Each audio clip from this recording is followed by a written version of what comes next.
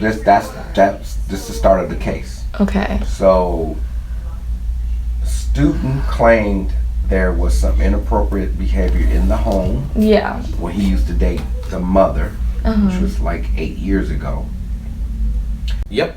He was terminated, but we negotiated a resignation for him.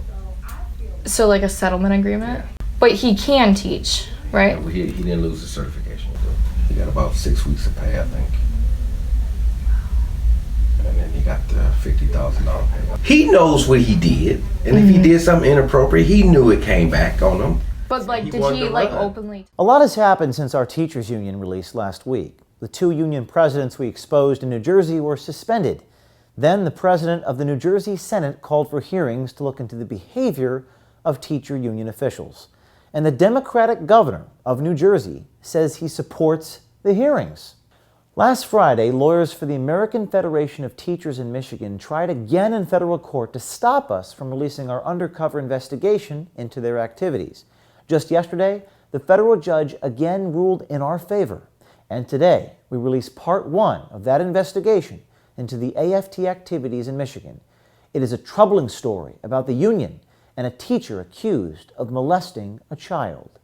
As you watch this video, remember, the AFT in Michigan went to federal court twice trying to block its release.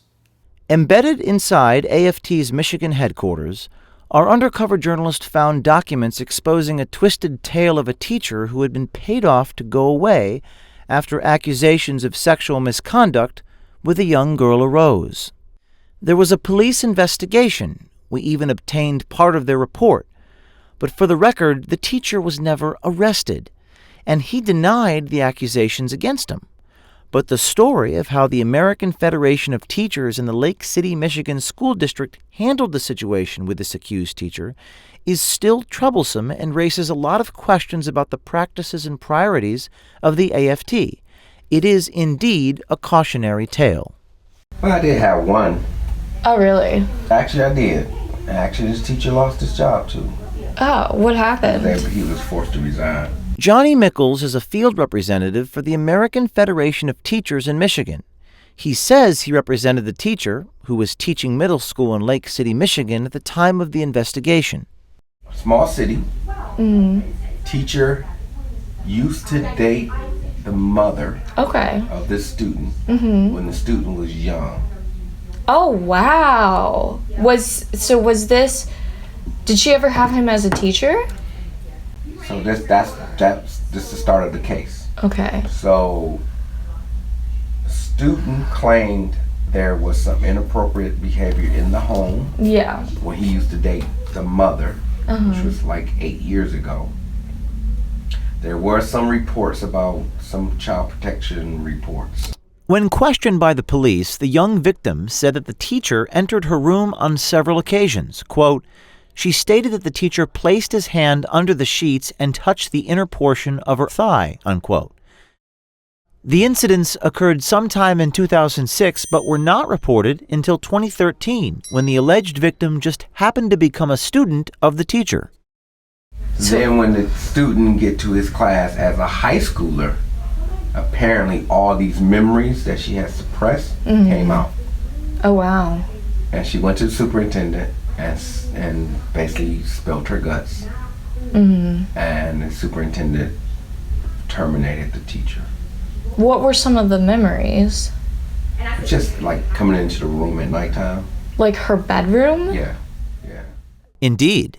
This Lake City area schools document from the Office of the Superintendent, Kimberly Blasak, corroborates the statements Johnny Mickles made to our journalist about what happened in the young girl's bedroom. Quote, it is alleged that the teacher, engaged in a course of inappropriate conduct with one of the district's female students, Jane Doe, who was aged 7 or 8 at the time, entered the student's bedroom during the night. While in the bedroom, the teacher uncovered the student and lifted her nightgown, grabbed the student's underwear, and attempted to pull the underwear down. It is alleged that these incidents, or similar incidents, involving inappropriate touching happened at least 5 and 10 times. The relevant documents we uncovered in this investigation are available on our website, projectveritas.com. Despite the damning evidence against the teacher, Project Veritas has decided not to name or show him because no criminal charges were ever pressed. The man in question is no longer a teacher and has left Michigan. Oh, Lord, you know what I taught? I taught health. You know what that means? I taught sex ed, dude, to middle schoolers. I'll tell you what, as a male, I had other teachers that said, better you than me, because, man, you got to be careful. This was happening when the child, Let's say the child how old was she? Grade. Okay. Let's just say third grade. Okay. When this was happening. Okay. Fourth grade, something like that. Okay. And then 8 years later, she's in high school, and she gets him as a teacher. Mm-hmm. And he says something to her that triggered all these emotions. She withdrawn.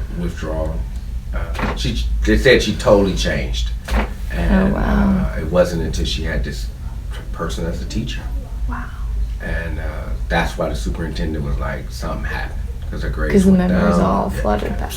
The superintendent initiated tenure charges against the teacher and wanted to fire him.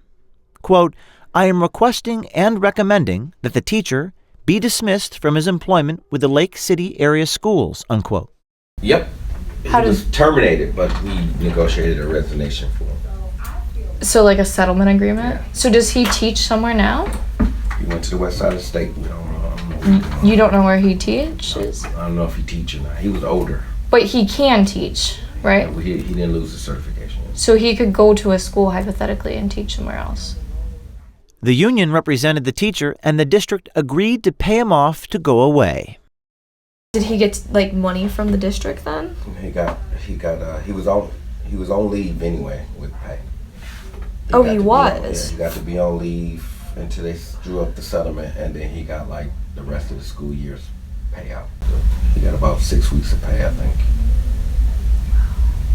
And then he got the $50,000 payout. He knows what he did, and if he did something inappropriate, he knew it came back on him. But so like, you didn't give him guidance because there was no hearings. You were just like, let's resign. No, David Hecker, myself, Mark Cousins, and the local president. Who's Mark Cousins? The lawyer. Okay. Our lawyer. We talked about it at length. Oh, really? And we then went to the local and said, it's up to y'all. AFT Michigan will support if you all support. They voted to support. To support the resignation? No, support the member. And then the district attorney called us and it's like, we give him $50,000 if you just go away. Let's just say. Who gave him $50,000? The district. When we tracked down the teacher, we wanted to know his side of the story. Teaching's a good gig, better than being a real estate agent. You're telling me I was making $60 a year. I taught middle school, so you got to be nuts to teach middle school. But I loved it. Once you get tenure, they can't do anything. They can't get rid of you. Not really. You can do anything you want. Yeah, within reason. After some prompting, the former teacher did admit to some of the facts. Yeah, there was a